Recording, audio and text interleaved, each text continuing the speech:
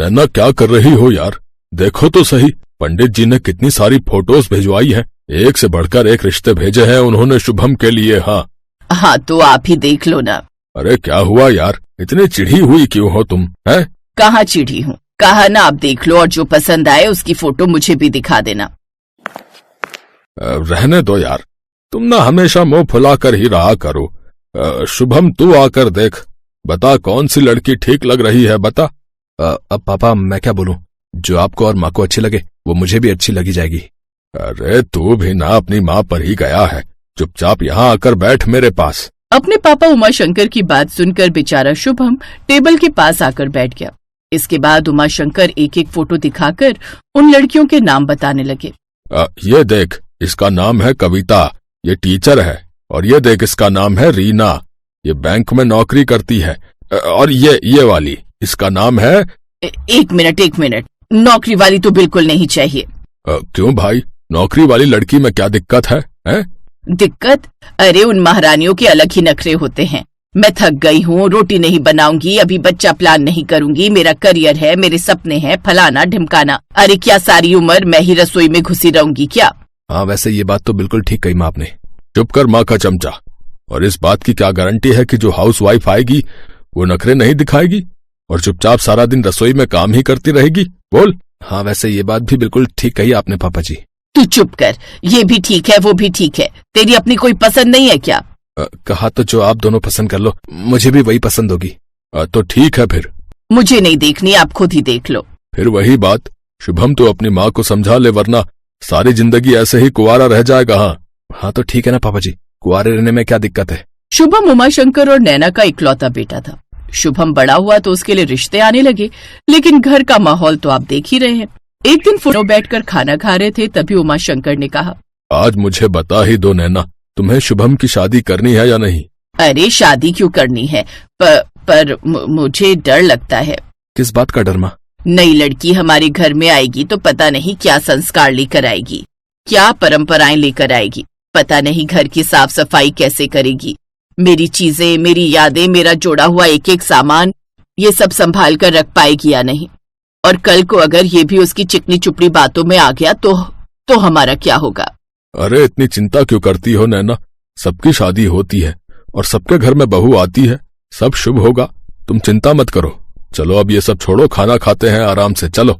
उमाशंकर ने ये कहकर बात बदल दी, लेकिन वो नैना के चेहरे पर टेंशन साफ दिख रहे थे। फिर उसी शाम, नैना लो तुम्हारे लिए तोहफा लाया हूँ। क्यों, आज कुछ खास है क्या? नहीं, खास तो कुछ भी नहीं, सुबह तुम थोड़ी परेशान लग रही थी तो बस तुम्हारा मूड ठीक करने की कोशिश कर रहा हूँ। अरे तो माँ खोलो ना, मैं भी तो देखूं पापा क्या लेकर आए आपको खुश करने के लिए। नैना ने गुस्से से शुभम को देखा और फिर उसने डिब्बा खोल दिया, जिसके अंदर रंग बिरंगे कांच के कंगन थे। उन कंगनों को देखकर नैना अपनी मुस्कुराहट छिपा नहीं पाई। इसकी क्या जरूरत थी जी? हाँ पापा, क्या जरूरत थी? नैना ने शुभम की तरफ गुस्से से देखा तो शुभम चुपचाप वहाँ से चला गया। उसके जाने के बाद उमाशंकर ने नैना का हाथ पकड़कर उसे समझाना शुरू किया। देखो नैना, डिब्बा खोलने से पहले तो तुम्हें नहीं पता था ना कि इसमें क्या चीज है, और देखो रंग बिरंगे कंगन देखते ही तुम कैसे खुश हो गई। ऐसे ही जब बहू आ जाएगी तभी तो पता चलेगा ना कि वो कैसी है, कुछ समझी? हाँ समझ गई। उमाशंकर मुस्कुराते हुए बरामदे में चले आए, जहाँ शुभम उनका इंतजार कर रहा था। पापा जी मानना पड़ेगा आपको। क्यों भाई, ऐसा क्या कर दिया मैंने? आपको अच्छे से पता है कि माँ को रंग बिरंगी चीजों का कितना शौक है, और आप मम्मी के लिए रंग बिरंगे कंगन ले आए। बेटा इस बात को गांठ बांध ले, बीवी को खुश रखना सबसे ज्यादा जरूरी होता है। बीवी खुश तो पूरा घर खुश, समझा? हाँ पापा जी समझ गया। चल अब तू शादी की तैयारी कर, तेरी माँ खुशी खुशी मान गई है। क्या बात कर रहे हो पापा जी, तुसी तो ग्रेट हो पापा जी। और इस तरह शुभम के लिए लड़की ढूंढने का सिलसिला तेज हो गया और कुछ दिनों के बाद बड़ी धूमधाम से शुभम और पायल की शादी हो गई। और फिर सुनो जी, मेरी बात जरा ध्यान से सुनो आप। हाँ बताओ क्या बात है?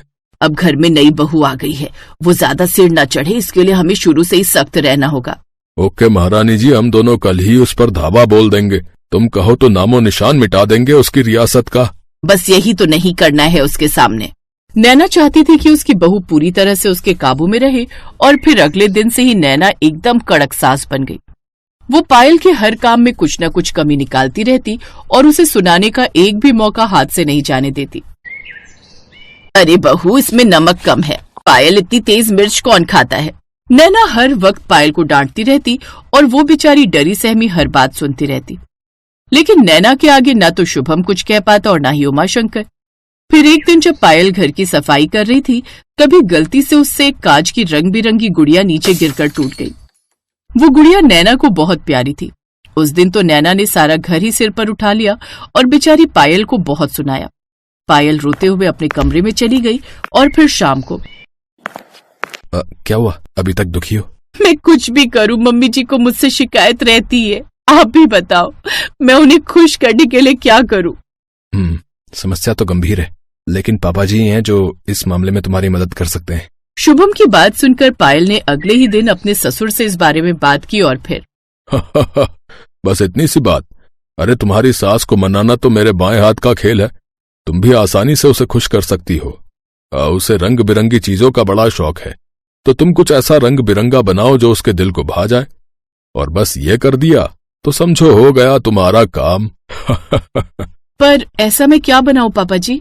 कुछ भी, पर कुछ अलग करना, कुछ ऐसा जो पहले कभी किसी ने सोचा भी ना हो, ठीक है? अपने ससुर की बात सुनकर तो पायल का सिर और चकरा गया। वो रसोई में गई और अपने दिमाग के घोड़े दौड़ाने लगी। फिर काफी देर सोचने के बाद उसे एक जबरदस्त आइडिया आया। उसने झट से पालक में पानी मिलाकर उसे पीस लिया, थोड़ा सा चुकंदर लिया और उसका भी पेस्ट बना लिया, और फिर उसने ऐसे ही 2-3 और चीजें थोड़े थोड़े आटे में मिलाकर गूंथी और गर्मा गर्म रोटियां बनाने लगी। कुछ ही देर में रसोई में रंग बिरंगी रोटियां बनकर तैयार थी। उन रोटियों को देखकर पायल को बहुत अच्छा लगा और फिर बड़ी उम्मीदों से वो खाना लेकर डाइनिंग टेबल के पास पहुंची। फिर जैसे ही उसने नैना की थाली में अपनी रंग बिरंगी रोटियां रखी, तो नैना ना चाहते हुए भी नर्म लहजे में बोली, ये रंग बिरंगी रोटियां, ये तुमने कैसे? फिर बताऊंगी। उमाशंकर और शुभम हैरानी से नैना की तरफ देख रहे थे और फिर पहला निवाला खाते नैना ने कहा, बहुत ही बढ़िया, देखने में जितनी सुंदर, खाने में तो उससे भी बढ़िया। भाई मजा आ गया। उसके बाद तो नैना उन रंग बिरंगी रोटियों पर टूटी पड़ी। पहली बार उसके मुंह से पायल के लिए सिर्फ तारीफ ही निकल रही थी, और ये देखकर पायल के मन में तो लड्डू फूट ही रहे थे। शुभम और उमाशंकर भी बहुत खुश थे। फिर शाम को, वाह पायल बेटा, तुम्हारी रंग बिरंगी रोटियों ने तो सचमुच कमाल ही कर दिया। अब देखना तुम्हारी सासू माँ कभी तुमसे नाराज नहीं होंगी। हाँ। उमाशंकर का इतना कहना था कि तभी बाथरूम का दरवाजा खुला और अंदर से नैना पेट पकड़कर बाहर निकली और गुस्से से बोली, ये क्या बना दिया तुमने पायल? लूज मोशन शुरू हो गए मुझे। 3 बार जा चुकी हूँ। सॉरी मम्मी जी, माफ कर दीजिए। मैं अभी आपके लिए दवाई लेकर आती हूँ। नहीं, रहने दो, कोई बात नहीं, इसी बहाने पेट साफ हो गया मेरा। जाओ, सुबह से काम में लगी हो, जाकर थोड़ा आराम कर लो। ये कहते हुए नैना के चेहरे पर संतोष और प्यार भरी मुस्कान थी। वो दर्द में भी पायल की तरफ प्यार से देख रही थी और ये देखकर पायल को बड़ी राहत महसूस हो रही थी। आखिरकार उसकी रंग बिरंगी रोटियों ने उसकी सास और उसके बीच के रिश्ते को एक नया मोड़ जो दे दिया था। काव्या की शादी बड़ी धूमधाम से संपन्न हुई और वो अपने ससुराल आई। ससुराल में उसे बहुत प्यार मिला, लेकिन शादी से पहले से ही वो एक बात से हमेशा टेंशन में रहती थी। उसने सुना था कि जेठानियां बहुत तेज होती हैं और देवरानी की बिल्कुल मदद नहीं करती। सासू माँ ने काव्या को रोटियां बनाने को कहा तो काव्या परेशान हो गई। काव्या की जेठानी सविता, जो घर की बड़ी बहू थी, हर काम में निपुण थी, खासकर रोटियां बनाने में। मैं क्या करूं? अब तो सासू माँ ने मुझे भी रोटियां बनाने के लिए बोल दिया है, पर मैं यहाँ पर किसी से ये भी नहीं कह सकती कि मुझे मुलायम रोटियां बनानी नहीं आती। घर पर तो मैं जब भी रोटियां बनाती थी तो मेरी रोटी सूख जाती थी। यहाँ भी मैंने कोशिश की है, पर मुझे नहीं लगता कि मैं मुलायम रोटियां बना पाऊंगी। घर पर तो मम्मी संभाल लेती थी, मैं तो सिर्फ सब्जी बनाती थी। रोटी का काम मम्मी के जिम्मे था, पर यहाँ पर तो सासू माँ ने मुझे ही रोटियां बनाने के लिए बोल दिया है। अब रात की रोटियां मैं कैसे बनाऊं? मुझे कुछ समझ नहीं आ रहा, क्या करूंगी? सविता दीदी से पूछना भी ठीक नहीं लगेगा, कहीं वो मेरा मजाक ही ना उड़ा दे कि मुझे मुलायम रोटी बनानी नहीं आती। एक बार कोशिश करती हूँ, शायद बन जाए। काव्या ने किसी तरह रोटियां बनाई, लेकिन वो रोटियां सूख गईं। हे भगवान, अब मैं क्या करूं? मेरी रोटियां तो बिल्कुल सूखी हुई लकड़ी जैसी बनी है।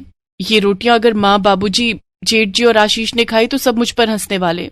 एक काम करती हूँ, फोन में कोई वीडियो देखती हूँ, शायद समझ में आ जाए। काव्या इंटरनेट पर वीडियो देखती है जिसमें बताया गया था कि आटे में थोड़ा सा मैदा मिलाने से रोटियां मुलायम बनती हैं। क्यों ना मैं भी ये तरीका आजमाऊं। काव्या को मुलायम रोटियां बनाने का तरीका मिल गया था और आटे में मैदा मिलाने लगी। ये तो बहुत थोड़ा रहेगा, मुझे तो ज्यादा रोटियां बनानी है। एक काम करती हूँ, आधा आटा और आधा मैदा ले लेती हूँ तो और मुलायम रोटियां बनेंगी।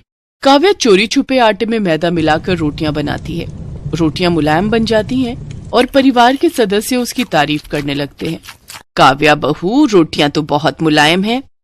हाँ बहू, रोटियां वाकई में बहुत मुलायम बनी है। काव्या, तुम्हारी रोटियां मुलायम तो बनी हैं, पर साथ में इतनी सफेद बनी हैं मानो हम नान खा रहे हों। काव्या घबरा जाती है। वो ये तो बस। काव्या, आशीष को तो आदत है मजाक करने की, पर रोटियां बहुत बढ़िया बनी है। ऐसे ही रोटियां बनाया करो। मजाक कर रहा था, रोटियां बहुत टेस्टी बनी है काव्या। आशीष की बात सुनकर काव्या मुस्कुरा देती है। उस दिन बात खत्म हो गई, पर एक दिन सविता मटरी बनाने के लिए ड्रम में मैदा ढूंढ रही थी। तभी उसने देखा मैदे का ड्रम खाली है। मैंने तो कुछ दिन पहले ही मैदा मंगवाया था, पर मैदे का ड्रम खाली क्यों है? मैंने तो मैदे का कुछ भी नहीं बनाया, हो सकता है खत्म हो गया हो। एक काम करती हूँ, मैदे के साथ आटा भी देख लेती हूँ, दोनों चीज एक साथ राशन से मंगवा लूंगी। ये आटा कुछ अलग क्यों लग रहा है? ऐसा लग रहा है आटे में मैदा मिला हुआ है। कहीं काव्या आटे में मैदा तो नहीं मिलाती? तभी उस दिन देवर जी बोल रहे थे कि रोटियां सफेद हैं। हो ना हो जरूर ऐसा ही है। मुझे काव्या से पूछना होगा। मैदे की रोटियां तो हम सबके लिए बहुत नुकसानदायक है। तभी काव्या आ जाती है। सविता उससे इस बारे में पूछती है। काव्या, सच बताओ, क्या तुमने आटे में कुछ मिलाया है? दीदी, मैंने उसमें थोड़ा सा मैदा मिलाया था ताकि रोटियां मुलायम बन सकें। पर क्यों काव्या, तुमने मैदे की रोटियां क्यों बनाई? ज्यादा मैदा खाने से स्वास्थ्य पर भी बुरा असर पड़ सकता है। मुझे माफ कर दीजिए दीदी, मुझे नहीं पता था कि इससे स्वास्थ्य पर असर पड़ेगा। वो दीदी, जब भी मैं रोटियां बनाती हूँ रोटियां सूख जाती हैं। मैंने इंटरनेट पर देखा था कि मैदे की रोटियां मुलायम बनती हैं। अरे ऐसा कुछ नहीं है, गेहूं के आटे की बनी रोटियां भी मुलायम होती हैं, बस सही तरीके से आटा गूंथना आना चाहिए। अगर तुम्हें गेहूं के आटे की मुलायम रोटी बनानी नहीं आती थी तो मेरे से पूछ लेती, मैं तुम्हें सिखा देती। दीदी, वो मैंने तो सुना था कि जेठानियां बहुत गुस्से वाली होती हैं। सॉरी दीदी, वो मैं थोड़ा घबरा गई थी। काव्या, ये सब किस्से कहानियों में होता है कि देवरानी जेठानी लड़ाई करते हैं। सच तो ये है कि मैं तुम्हें अपनी छोटी बहन की तरह मानती हूँ। मुझसे एक बार पूछती तो सही। चलो, मैं तुम्हें सही तरीके से रोटियां बनानी सिखाती हूँ। थैंक यू भाभी। अरे इसमें थैंक यू की क्या बात है, तुम मेरी अपनी छोटी बहन की तरह हो। देखो, आटे को अच्छे से गूंथो और पानी को धीरे धीरे मिलाओ, ऐसे रोटियां मुलायम और स्वादिष्ट बनेंगी। सविता काव्या को सही तरीके से आटा गूंथ कर रोटियां बनाना सिखाती है। कुछ दिनों बाद काव्या भी सविता की तरह मुलायम रोटियां बनाना सीख जाती है। परिवार में किसी को भी इस बारे में कुछ पता नहीं चलता कि उन्होंने मैदे की रोटियां खाई थी। इससे परिवार में खुशी और प्रेम भी बना रहा। साथ ही सविता और काव्या दोनों देवरानी जेठानी का रिश्ता और भी मजबूत हो गया और दोनों ने मिलकर परिवार को खुशहाल बनाए रखा।